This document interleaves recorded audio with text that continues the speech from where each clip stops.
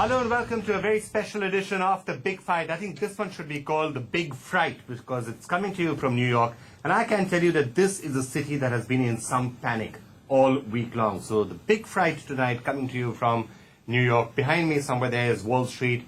Lots and lots of efforts have been made with what has been called an unprecedented financial crisis. Now, things are looking as if they are bouncing back. But is the crisis really over? That's a big question we're going to try and attend. Is the crisis really over? What is the implication for India? What is the implication for the Indians who are here in Wall Street and also back home? And above all, what does it mean for you? What should you do after the fight that everyone's actually got this particular week? Now, large number of guests going to be joining us through the show. I'm being joined from another part of New York by Peter Cardillo. Thanks a lot, Peter, for joining us. The head of HSBC Asian Markets joining us from London as well. I'm going to be joined by Subho here, right here next to me in the studio, who was with Lehman Brothers till a week back, actually just got off probably just in time from Lehman Brothers. And we have got, in Delhi, we are joined by Prasenjit, who's going to give us a left view on this. And also Kavi Kumar will also be joining us to share his sense of what is going to be actually happening from an Indian point of view. Prabhakar, let me first start with you there in London. What is your sense of the crisis now? Is the worst of it behind us? Very drastic measures seem to have been taken by the American authorities. Do you think they've gone too far, or do you think this was required to end the panic? If you look at the whole scenario from a historic angle, what has been the steps taken by the American government for the best in the current scenario? There are people like The Guardian, The Economist, who have criticized this.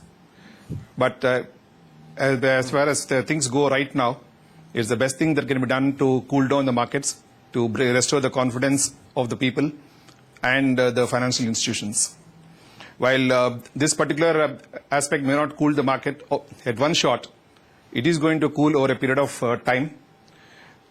It may, and the markets will restore their balance in a matter of about 9 months to 1 year. Every time a crisis like this has occurred, all that everybody has said is, look, this is the end of the world. It's a tsunami and there will be no tomorrow.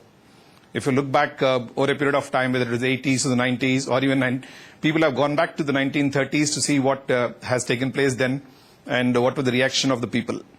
It's the same even now. Peter, let me toss to you next. Do you think this has been excessive? Do you think these are short-term measures, or do you think finally they've been able to crack the problem?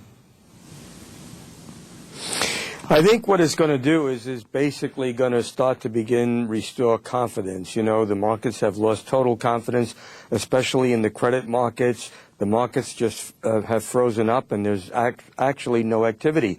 Banks are not lending to each other. It was just a total collapse in confidence. And I think the actions taken by the Treasury Department, especially the creation or the proposed creation, I should say, of an entity that will buy the bad debts from the financial institutions, basically the government, and then perhaps selling them off at a later date. I think this should help calm the markets. You know, we were headed for a repeat of 1929. If the government did not do what it did, I suspect, or at least it's going to try to do, we could have seen a run on the banks here in the States and obviously worldwide.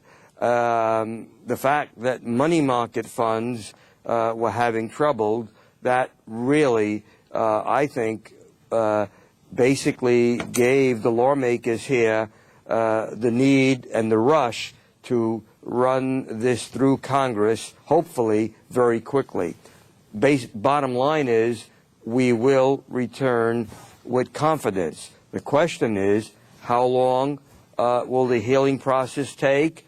That could take some time. It's not going to be the cure overnight, but at least I think the credit markets will be unplugged and we can restore confidence in the financial markets as well.